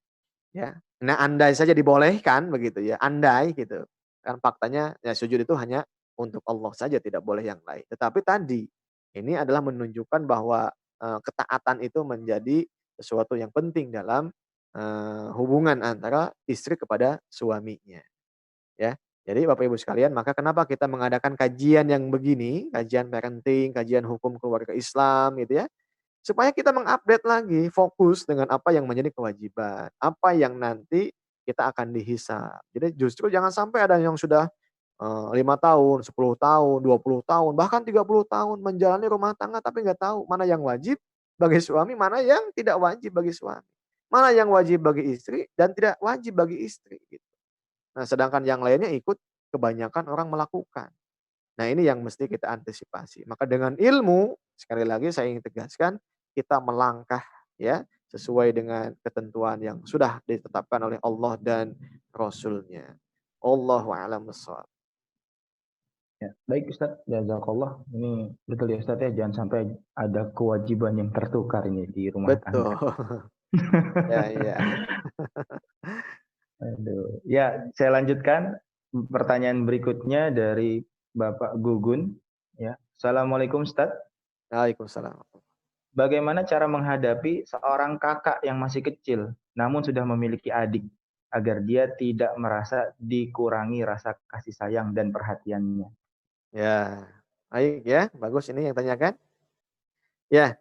Jadi Pak Gugun, jadi nanti sejak istri misalnya sudah mulai mengandung dan anaknya itu, ya calon kakaknya itu masih kecil, ini harus sudah sejak awal, sejak dini itu dikenalkan, ya. Jadi kalau fenomena biasanya kan kakak itu galak, dia nggak mau ya, kasih sayang ibunya terbagi gitu ya. Nah harusnya sejak awal ini disampaikan, ya, diajak dialog, ya, ini uminya sedang mengandung nanti ya, siapa namanya misalnya ya akan punya adik, begitu. Nanti uminya begini begini. Jadi sudah disampaikan, diinformasikan lewat maklumatnya begitu, ya. Jadi paling tidak itu upayanya gitu ya. Sebab kenapa? Sebab yang namanya tadi begitu ya, ketika, kasih sayangnya nanti mulai dibagi, kemudian perhatiannya juga mulai dibagi, kemudian juga nanti sudah mulai lagi nggak disentuh begitu ya, artinya tidak seintensif sebelum punya adik begitu ya. Toh ibunya sibuk ke adiknya. Ya dan lain sebagainya. Nah, di sanalah mulai kenalkan bagaimana ayah pun masih ada, ayah pun nanti akan siap gitu ya, membagi atau juga memberikan kasih sayang penuh begitu. Ya sampaikan saja. ya. Lebih enak begitu, kalau adanya kan masih bayi, nggak akan menanyakan begitu. Jadi yang paling penting yang harus dijaga itu justru perasaan kakaknya. Justru kekhawatiran terancam kasih sayangnya itu kan. Gitu. Jadi ini adalah hal-hal yang bako sifatnya begitu. Nah, maka upaya mendidiknya sejak awal, sejak dini, sejak di kandungan adik itu masih janin, itu sudah mulai dikenalkan, ya. Ajak dialog dengan adiknya, dekatkan telinganya ke perut ibunya. Coba Kakak dialog nih gitu ya, gimana gitu ya. Nah itu, jadi memang sudah mulai dikenalkan bahwa dia punya adik, bahwa dia akan jadi kakak gitu. Jadi jangan pas tiba-tiba sudah lahir maka dia kaget begitu ya. Jadi tidak pernah dijelaskan. Ibunya tahu mengandung tetapi tidak tahu, tidak tidak tidak menggunakan bahasa dan kata-kata komunikasinya gitu. Hanya menggunakan, tadi ya, apa namanya, faktual saja gitu ya, hanya menggunakan bahasa-bahasa, simbol saja begitu. Begitu ya Pak Gugun, jadi intinya adalah tetap disiapkan, yang paling penting adalah kondisi psikologi ya, anaknya yang akan menjadi calon kakak begitu. Wallahu a'lam bishawab. Baik Ustaz. Kita lanjutkan ke pertanyaan berikutnya. Ini ada dari Oppo A5 2020. Iya iya. Assalamualaikum. Ustadz, bagaimana menyelaraskan visi suami dengan istri yang berbeda? Terkadang sudah dibicarakan tapi hati masih terganjal. Bagaimana agar ikhlas ya Ustadz dengan visi pasangan? Masya Allah. Silahkan Ustadz. Kok bisa ya visinya beda. Nah, begini Bapak Ibu sekalian ya, jadi membuat visi itu bukan setahun, bukan hanya untuk 2 tahun, bukan untuk 10 tahun, visi ya, visi. Visi itu adalah tadi, waj'alna lil muttaqina imama atau visi itu Rabbana atina fid dunya hasanah wa fil akhirati hasanah wa qina adzabannar. Itu visi. Jadi visi itu bagaimana dengan rumah tangga itu adalah kita terjaga, terbebas dari siksa api neraka. Nah, maka nggak bakal beda sebetulnya kalau visi itu, gitu ya. Maka aneh kalau ada yang beda, emang beda maksudnya kemana gitu. So, visi itu adalah pandangan bukan hanya di dunia kalau kita memandangnya, tapi harus sampai ke akhirat, "Ya Allah, kumpulkan kami kelak nanti di surgamu," gitu. Itu visi ya. Ya mungkin kalau misi ya, misi dan lain sebagainya, perbedaan ya pasti ada saja nggak apa-apa, Bapak sekalian. Tapi nanti kan ujungnya di keputusan Bapak Ibu. Ya contohlah kita diskusi dengan teman kita, ya kan, ya beda pendapat ya, beda dalil, tapi kan eksekusinya di pimpinan nanti yang punya kebijakan. Nah kalau di rumah tangga itu eksekusinya di mana? Dia suami. Ya, ya boleh-boleh saja diskusi, misalnya anak nih sekolah kemana nih? Mau ke MI, mau ke SDIT gitu ya. Nah, nanti mondok nih mau di mana nih? Boleh, sengit silakan, ya. Tetapi ujungnya legowo dengan keputusan gitu ya. Nah, kalau sudah diputuskan ya nggak boleh ngelawan lagi gitu ya. Kan sudah disampaikan di awal-awal, tidak boleh ada khiyarah, pilihan lain ya, itu. Nah, jadi yang disebut dengan mukmin itu wa yusallimu taslima gitu ya. Lah, apa namanya, orang iman itu begitu. Jadi ketika sudah diputuskan, sekalipun tadi bahasanya debat gitu ya, atau misalnya istrinya sudah hebat, sekolahnya S3, suaminya S2, ya silakan saja kalau dalil bisa banyak. Atau misalnya istrinya hafalan 30 juz, suaminya paling sejuz juga enggak, ya. Tapi nanti keputusan tetap ada di mana? Di suami begitu ya. Ya gitu. Nah inilah begitu qawwamah yang sudah saya bacakan tadi. Inilah qawwamah begitu. Tapi hati-hati, Bapak Ibu sekalian, qawwamah itu nanti langsung berhadapannya dengan Allah. Kalau Anda menyelewengkan kekuasaan itu, innahu kana aliyyan kabiro. Lihat ya, di An-Nisa 34 Allah katakan innahu aliyyan. Jadi kalau istri tidak punya salah tapi kamu suami masih saja mencari celah-celah kesalahan gitu ya, nanti akan dihadapan dengan Allah Subhanahu wa taala yang maha tinggi, yang maha kuat begitu. Masya Allah itu bahasanya indah sekali begitu ya. Nah begitu wallahu a'lam bishawab. Saya kembalikan ke Kang Farhan, silakan. Ya, baik Ustaz. Jazakallah khairan katsiran. Ya, betul ya Ustaz ya. Visi itu harus satu tujuannya. Misi boleh berbeda. Justru misi Iya, yang mengarahkan kepada visi mungkin ya Ustaz ya. betul. Saya lanjutkan pertanyaan berikutnya karena luar biasa ini masih cukup banyak pertanyaan. Ya, kepada Bapak dan Ibu silahkan manfaatkan waktunya untuk bertanya, buat pertanyaan sebanyak mungkin. Assalamualaikum Pak Kiai. Waalaikumsalam Alhamdulillah, warahmatullahi wabarakatuh. Alhamdulillah ternyata benar apa yang disampaikan oleh Pak Kiai. Pasangan kalau dilandasi karena Allah terasa dekat dengan suami biarpun suami sudah pulang duluan. Dan mau Masya bertanya, Allah. apakah pahalanya masih sama seperti suami masih ada? Ya, Karena masih mengurusi anak-anaknya. Jazakallah. Ini dari Herbas. Masya Allah ya. Allahumma gfir lahu, warhamhu, wa'afihi, wa'fu anhu, wa akrim nuzulahu ya. Wa wasi madkhalahu. Amin. Baik ya. Ibu, begini. Kematian itu Bu, beda alam saja ya. Jadi ada. Jadi jangan dianggap orang yang mati itu nggak ada ya. Bahkan tahu begitu. Kalau kita baca dalam tulisan Ibnu Qayyim Al-Jauziyah begitu ya, Bapak Ibu yang sudah baca, Ibnu Qayyim itu menulis tentang ar-ruh, ruh diterjemahkan menjadi roh gitu ya. Itu ruh itu Masya Allah ya, setiap Kamis petang itu dia menunggu-nunggu doa-doa gitu. Nanti Jumat ya, sampai Jumat petangnya juga nunggu doa-doa ya. Kalau kita memanjatkan doa, apalagi ziarah, itu tahu roh itu ya. Kenal sekali di absen siapa yang datang. Nah, jadi sebetulnya Bapak Ibu sekalian beda alam saja. Kita di dunia, kalau mereka yang sudah meninggal di alam barzah gitu. Itu. Jadi, apapun yang kita lakukan itu pasti ya sampai dan mereka senang sekali gitu ya. Apalagi kalau ibu misalnya ya mendapatkan titipan anak-anak ya yang harus dididik dan lain sebagainya insyaallah ya. Nah, cuman lagi-lagi ya ini ya yang penting kita untuk perhatikan ya insyaallah anak-anak itu juga apalagi nanti meninggalkan anak yang soleh begitu. Itu menjadi satu investasi yang tidak akan habis, yang tidak akan putus selama-lamanya. Begitu Bapak Ibu sekalian. Jadi apalagi amanah-amanah yang ya dititipkan yang mudah-mudahan bisa dijalankan dengan baik ya. Silakan nanti untuk apa namanya, untuk kewajiban, tanggung jawab, apa namanya, nafkah dan sebagainya itu juga tetap ya, bukan hanya ibu sendirian, tapi nanti ada walinya. Siapa walinya? Ya tadi ya. Jadi, saudara kandung atau nasab dari pihak suami yang meninggal almarhum itu adalah wali ya. Tuh, ini kadang-kadang kita belum bahas ya, nanti insya Allah kita akan bahas tentang wali. Di kita wali itu pandangannya masih hanya sebatas bagaimana wali nikah, bukan sebetulnya. Wali itu panjang, luas maknanya. Jadi wali itu yang menjaga, yang merawat, yang mengayomi, yang mendidik ya, tadi. Ya, siapa? Ya wali itu adalah laki-laki, Bapak Ibu sekalian. Wallahu a'lam bishawab. Insyaallah nanti kita akan bahas dalam segmentasi ya, mudah-mudahan ada waktunya. Silakan Ustaz. Ya, baik Ustaz. Jazakallah, Masya Allah, luar biasa. Ya. Semoga seluruh doanya diijabah ini ya Ustaz ya. Jadi Amin. anak-anak soleh yang bertanya di grup ini. Berikutnya pertanyaan selanjutnya dari Ibu Fatin Hamamah. Assalamualaikum Ustaz, Waalaikumsalam. bagaimana menyikapi kalau kita mendapat mimpi? Apakah hanya bunga tidur saja atau mungkinkah pesan Allah? Bagaimana membedakannya? Ya, baik.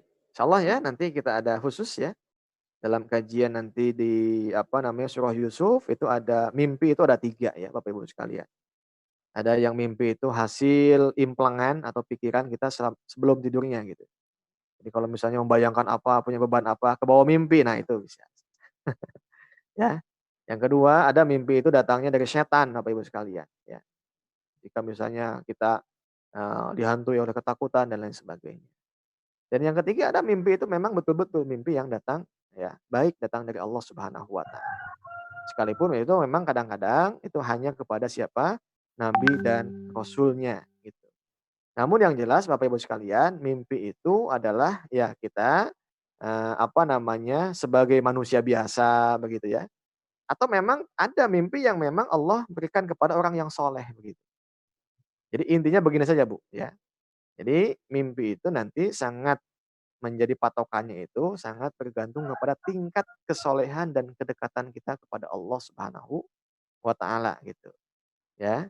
Jadi sepanjang kita baik dengan Allah, sepanjang kita rajin ibadah, sepanjang kita taat menjalankan semua perintah-perintahnya, insya Allah mimpi-mimpi itu ya bisa jadi adalah komunikasi Allah menyampaikan pesan kepada kita semua. Tapi jika ada mimpi yang janggal, mimpi yang aneh, misalnya contoh mimpi yang aneh ya Bu ya, Ibu kan sudah menikah misalnya dengan suami, tapi ibu dimimpikan menikah dengan yang lain. Nah, itu mimpi yang aneh, kan nggak mungkin. Ya, itu yang kayak begitu. Atau misalnya ada anak yang misalnya celaka dan lain sebagainya. Nah, itu ya, langsung aja kita baca doa ya, hal-hal yang tidak diinginkan itu pasti datang dari setan. Begitu, Bu, ya. Allahu a'lam bishawab. Ya, baik Ustaz. Pertanyaan selanjutnya dari Pak Sukandar Ahmad. Ini Masya Allah ya. Masya Allah, ya, Selalu hadir ini dari alhamdulillah. Arab Saudi ya, Jam lintas setengah negara. duaan ya di sana itu. Ya, betul Ustaz. Tadi beliau 4 jam, memberikan ya info. 4 jam. Kita lebih dulu ya waktunya ya. Betul Insyaallah. Ustaz. Ya, silakan. Berarti di sana mau persiapan sahur Yang mungkin pikirnya betul, Ustaz. ya. Kita doakan mudah-mudahan beliau sehat di sana ya. Semalam juga kita dialog dengan tamu kita dari Jepang ya, Pak Sinwan begitu ya. Katanya bagus di sana ya sinyalnya. Ya Alhamdulillah. ini Silakan. Pak Sukandar membalas katanya 2:30 pagi Ustaz di sana. Oh, Masya Allah, Persiapan setengah sahur, 3 pagi. Masya Allah. Ya. Beliau sedang Ya. intikaf, betul intikaf ini kajian intikaf betul betul. Ya, ya. Iya, ini pertanyaannya Ustaz. Assalamualaikum. Assalamualaikum warahmatullahi wabarakatuh. Bagaimana kedudukan seorang, mohon maaf bahasanya, ayah tiri terhadap anak tirinya dalam kaitannya tentang qawwamahnya, seorang Ya, suami dalam keluarga, beserta tanggung jawab dan kewajiban-kewajibannya seperti yang telah dijelaskan tadi. ya, Dan bagaimana pula apabila ayah dari anak tiri kita sudah meninggal dunia. ya. Baik. Pak Haji Sukandar ya, alhamdulillah ini ya aktif menanyakan. Begini, Pak Haji, saya sampaikan bahwa istilah anak tiri, bapak tiri, ibu tiri itu nggak dikenal dalam Islam. Ya, tidak dikenal dalam Islam istilah ayah tiri, anak tiri, ibu tiri, apalagi ibu tiri itu galak, nah, gitu ya. Itu mah film gitu ya. Jadi begini, jadi kalau kita menikah dengan seorang wanita yang dia itu janda punya anak. Nah, anaknya itu adalah anak kita. Ya, masa kita cinta sama ibunya nggak cinta sama anaknya? Wah, itu nggak adil kalau begitu ya. Jadi jadi makanya ketika kita menikah dengan ya, dengan ibunya itu anak kita, ya. Kita menjadi mahram gitu dan nggak boleh dinikahi begitu. Nah, gitu ya. Nah, jadi apa di situ posisi kita? Tetap kita menjadi ayahnya. Ayah apa? Ayah yang terikat ketika kita menikah sama ibunya, begitu. Itu ya. Artinya apa? Dalam hal kasih sayang, dalam hal kita juga berbuat baik, insya Allah itu jadi kebaikan. Sekalipun misalnya dia punya bapak, tetap bapaknya ya ayahnya tetap. Itu ayah nasabnya begitu. Nah, sedangkan nanti ketika misalnya kita menjadi memposisikan sebagai suami dari ibu anak-anak itu, kita pun juga menjadi ibu dan bapak dari anak. Kalau kita punya anak sebelumnya, kemudian juga istri yang kita nikahi juga punya anak, semua anak kita itu. Tuh ya, tidak ada pemisah, tidak ada pemilah, "Wah itu mah kamu anak tiri," tidak, begitu ya. Jadi, sikap posisi kita kepada anak, baik anak ya, yang misalnya sekandung ya, nanti ada istilahnya anak seayah, anak sekandung, anak seibu gitu ya dalam ilmu waris itu. Kalau anak sekandung berarti kan seibu, sebapak gitu, sekandung. Kalau anak seayah, ya bapaknya sama gitu. Kalau anak seibu, ya ibunya sama gitu. Nah, dalam kaitan ini, kasih sayang, posisi kita ketika menikahi seorang janda atau ibu misalnya menikahi seorang duda yang punya anak, ya, atas landasan cinta akad nikah itulah menyatukan semuanya, begitu ya. Jadi artinya kasih sayang dan tanggung jawabnya ya bagaimana selayaknya kepada anak. Nah, sedangkan nasabnya ya tetap itu juga apalagi gitu, ya. Jadi Bapak Ibu sekalian, saya ingin tegaskan yang namanya efek dari cerai itu tidak menegasikan ada mantan bapak. Yang putus ikatan nikah itu adalah siapa? Akad suami dan istrinya. Kalau mantan suami, mantan istri itu ada. Tapi nggak ada di hadapan anak mantan ibu, mantan ayah nggak ada. Itu. Maka putusnya tali cerai itu tetap kewajiban ayahnya memberikan nafkah pendidikan kepada anaknya. Begitu.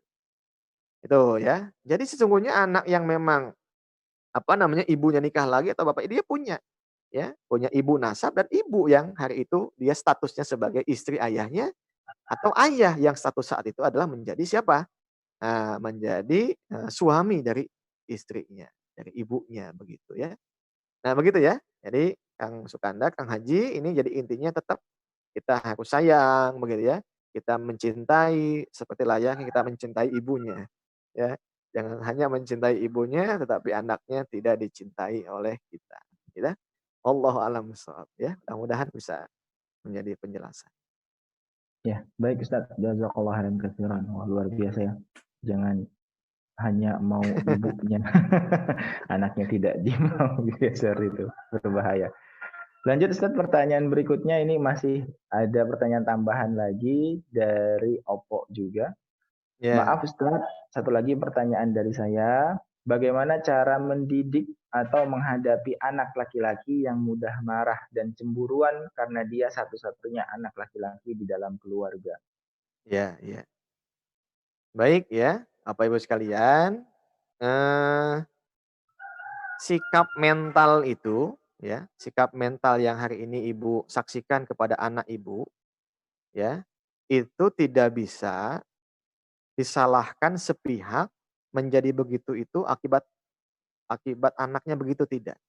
Tetapi biasanya anak menjadi begitu itu akibat lingkungan, didikan, pembiasaan yang membuat anak menjadi begitu gitu. Ya, maka apa yang mesti kita lakukan? Robah polanya. Pola mendidiknya robah gitu.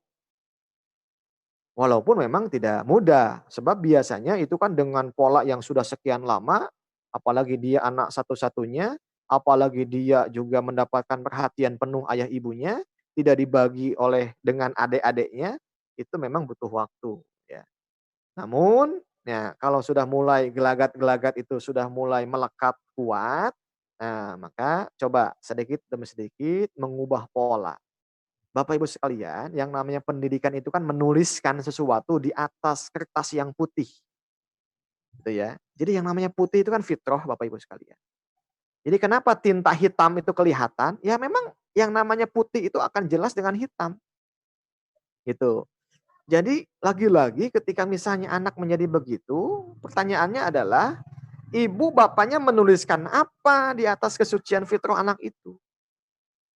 Itu. Dulu dibiasakan seperti apa? Sehingga anaknya menjadi begitu. Nah ini ya.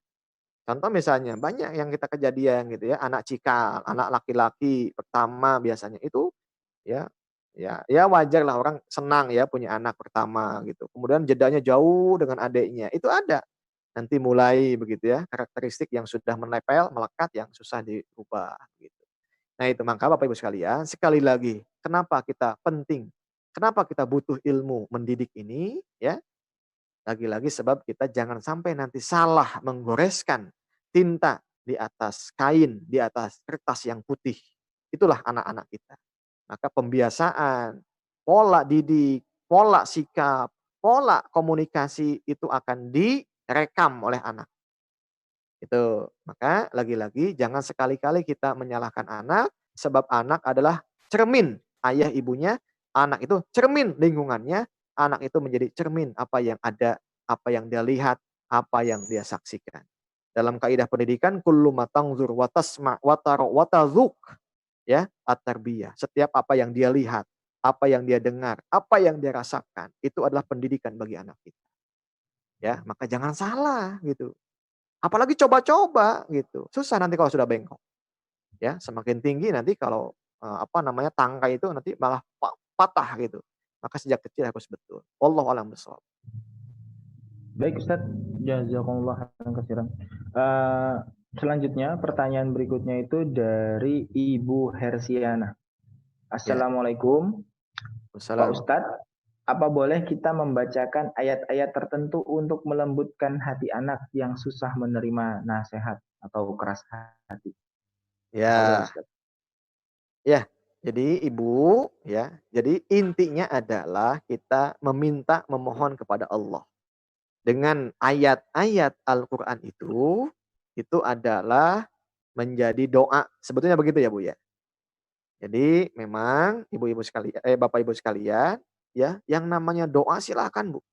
Ya, Ibu mau membaca ayat, ya, Ibu membaca Al-Fatihah, atau Ibu langsung dengan bahasa, "Ya Allah, ya, mudahkan, lembutkan hati anakku ini." Itu silahkan, ya. Jadi intinya saya ingin mengatakan, ya, setiap kali kita meminta kepada Allah, ya silahkan panjatkan doa itu sebanyak-banyaknya. Nah, Ibu, tentang masalah, ya, misalnya ada kasus yang terjadi kepada anak yang susah dan lain sebagainya, Bu, Pak, itu biasanya kurang sentuhan, ya. Bapak Ibu biasakan kita menyentuh anak-anak kita, kemudian mencium keningnya, mendoakan di ubun-ubunnya, ya. Doakan di ubun-ubunnya itu ya Bu ya, yang itu yang di kepala itu, nah disitulah pusat kedengkian, disitulah pusat kejahatan, disitulah pusat ya segala hal-hal yang memang kita tidak inginkan. Maka doakan di situ. Nah ini Ibu sekalian, jadi sebetulnya pendekatan yang sudah Rasul contohkan itu sudah banyak. Kelembutan ya, perhatian, sentuhan gitu ya, kemudian didekatkan dadanya gitu ya dengan kita, terus begitu. Jadi Bapak Ibu sekalian, kita prinsipnya adalah ya, kita jangan terbawa emosi oleh penampilan fisik yang itu ekspresi anak itu. Ingat, fokus kita adalah yang menggerakkan semuanya itu adalah hatinya, ya. Jadi yang namanya jiwa itu yang paling penting, maka sentuh itu hatinya.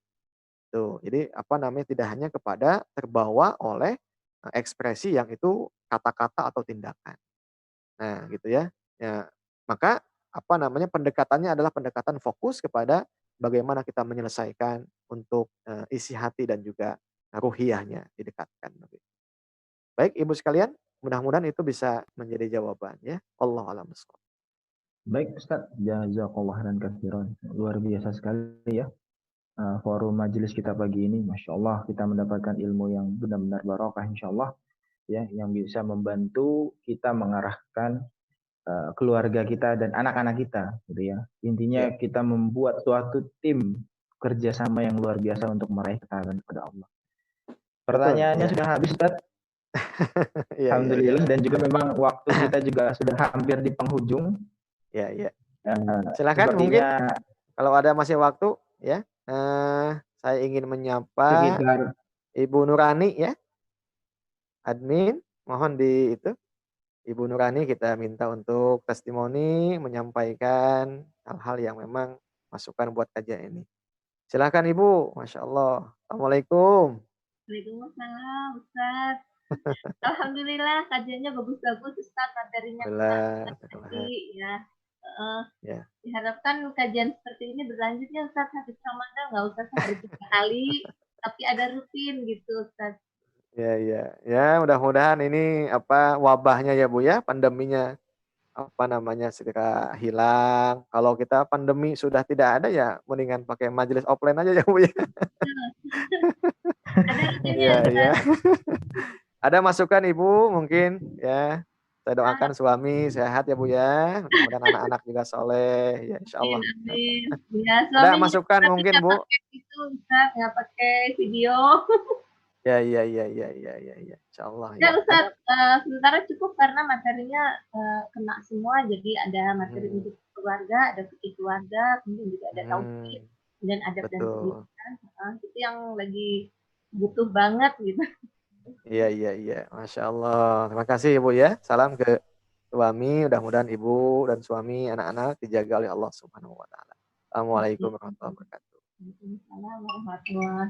Ya, satu lagi, Ustadz Farhan ini, Mas Daryono, kita sapa ini. Mas oh Daryono, ya Masya silahkan Ustaz. Allah. Waalaikumsalam. Waalaikumsalam warahmatullahi Ya, wabarakatuh. silakan Mas, ada masukan atau ada. Alhamdulillah Ustaz, dengan kajian ini ya luar biasa bisa menambah ya wawasan kami di keluarga. Karena Ya, eh, yang saya rasakan gitu ya sebelum mungkin hijrah gitu ya pada hmm, Islam yang sebenarnya ya Masya Allah. itu saya menganggap ya masih zaman jahiliyah gitu. Masya Waktu Allah. mudanya gitu. Waktu awal berkeluarga itu ya mungkin dulu itu bukan karena ibadah, Ustaz, tapi ya masih pada umumnya lah gitu kan. Jadi mau praktek ini ya, coba-coba.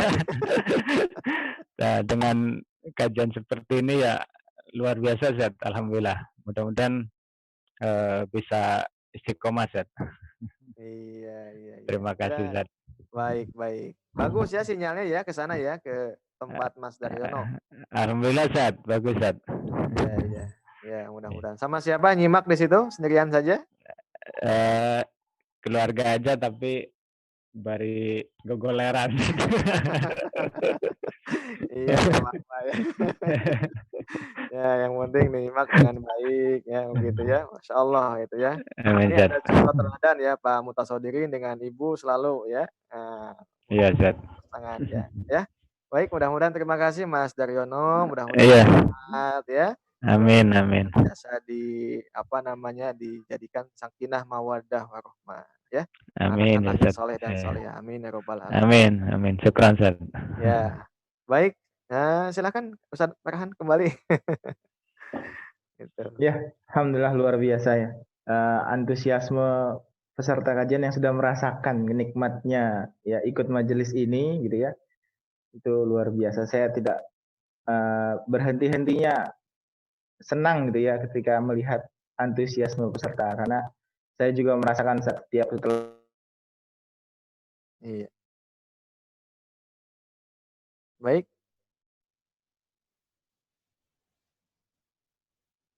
Assalamualaikum. Nah, ini satu pertanyaan terpotong. Nah, ini Bapak Ibu sekalian ya, memang mesti maklum semuanya dalam kondisi menggunakan media ini ya. Tuh. ya Afwan tadi terputus ya Ustaz ya. Terputus. Mohon maaf, mohon maaf. Ya, insya Allah nanti kita akan sampai yang lainnya ya. Setiap kajian-kajian kita minimal ada komunikasi, masukan ya. Kemudian juga nanti ide-ide yang lain mungkin ya. Alhamdulillah, terima kasih. Silakan Ustaz Farhan. Ya, saya lanjutkan kembali. Afwan tadi terputus sebelumnya ya. Maklum gangguan sinyalnya inilah kelemahannya kajian online gitu ya. Makanya kita berharap mudah-mudahan wabah ini segera selesai sehingga kita bisa melakukan kajian seperti biasa kembali. Iya, iya. Dengan forum yang lebih besar lagi. Karena waktu juga yang sudah hampir habis, sepertinya saatnya untuk kesimpulan dari Ustadz Aji untuk pemaparan materi hari ini. Mangga Ustadz, Fadol. Ya, baik. Bapak Ibu sekalian, ayah bunda yang dirahmati Allah. Ya, untuk pondasi insya Allah ya di pertemuan yang ketiga ini sudah dianggap selesai begitu ya. Kita akan lanjut nanti kepada tema-tema yang lain begitu ya dalam hal urusan rumah tangga atau juga anak begitu ya, itu yang tidak bisa dipisahkan dan pada intinya adalah kuncinya satu saja Bapak Ibu sekalian, keutuhan, ketenangan rumah tangga, pasangan kita ya dan mendidik anak adalah ketika kita mengikatkan diri kita, setiap ucapan, tindakan, dan perbuatan kita dengan panduan yang telah Allah turunkan melalui lisan Nabi Muhammad SAW. Maka mengkaji itu sama dengan makan, menjadi kebutuhan yang tak boleh kita tinggalkan. Kalau kita sudah malas mengkaji, sedangkan kehidupan yang sedang kita jalani ini sangat banyak masalah, maka ya tunggu saja ya bahwa nanti itu menjadi masalah yang sesungguhnya menimpa kita. Tapi paling minimal ketika kita mengkaji, paling tidak kita punya langkah-langkah bagaimana ketika ada konflik, ada masalah, kita selesaikan. Tentu dengan landasan iman semuanya kepada Allah Subhanahu wa taala. Semakin dekat pasangan kita kepada Allah, maka akan menjadi jaminan semakin utuh rumah tangga kita. Semakin jauh pasangan kita dengan Allah, maka semakin mudah setan akan menggoda dan juga memporak-porandakan hubungan rumah tangga kita. Wallahu a'lam bishawab. Terima kasih. Mohon maaf jika ada kesalahan dan kehilapan. Hadanallah wa iyyakum ajmain. Assalamualaikum warahmatullahi wabarakatuh. Waalaikumsalam warahmatullahi wabarakatuh. Baik Bapak Ibu ya, peserta kajian I'tikaf online. Alhamdulillah kajian pagi ini telah selesai dengan bahasan fikih keluarga bagian ketiga ya. Kita sudah mendapatkan ilmu yang luar biasa pagi ini. Ya, semoga bermanfaat untuk Bapak Ibu. Ilmu ini melekat di akal kita semua sehingga ini bisa menjadikan pengarahan kita di kehidupan dalam membimbing keluarga kita, membimbing anak-anak kita. Sebelum ditutup, tak lupa saya mengingatkan ya, selalu support kami ya di akun-akun sosmed yang tertera ya, baik Twitter, lalu juga Facebook dengan cara like ya, lalu juga di akun YouTube-nya ya, dengan cara subscribe dan juga like setiap video yang ada, dan juga kalau bisa Bu, Pak, membunyikan lonceng ya, dengan mengklik logo lonceng yang ada di YouTube, sehingga nanti ketika ada tampilan video baru sudah muncul ke tampilan YouTube Bapak Ibu masing-masing seperti. Dan satu lagi yang tak lupa, jangan sampai kebahagiaan yang kita rasakan ini, ilmu yang bermanfaat kita rasakan ini hanya cukup pada diri kita saja. Ya, maka besar harapan saya kita juga membagikannya kepada yang lain, ya, men-share-nya kepada yang lain. Ya, bahwasanya ini masih ada I'tikaf online, lalu juga ada akun-akun dari Ustadz Aji Official yang bisa disebarkan. Ya, kita sama-sama membagikan keberkahan kepada yang lain agar ilmu ini juga bisa bermanfaat bagi yang lain. Ya, saya rasa cukup untuk kajian kita pagi ini. Mohon maaf apabila ada salah-salah kata yang terucap dari lisan saya. Ya, saya mengucapkan permohonan maaf yang sebesar-besarnya. Semoga Allah juga senantiasa mengampuni apa yang kita lakukan dan juga menjaga diri kita dari segala wabah. Saya cukupkan, saya tutup dengan membaca hamdalah bersama-sama. Alhamdulillahirrabbilalamin, dan takbiratul majlis. Subhanakallahumma bihamdika asyhadu an la ilaha illa anta astaghfiruka wa atubu ilaik. Assalamualaikum warahmatullahi wabarakatuh. Waalaikumsalam.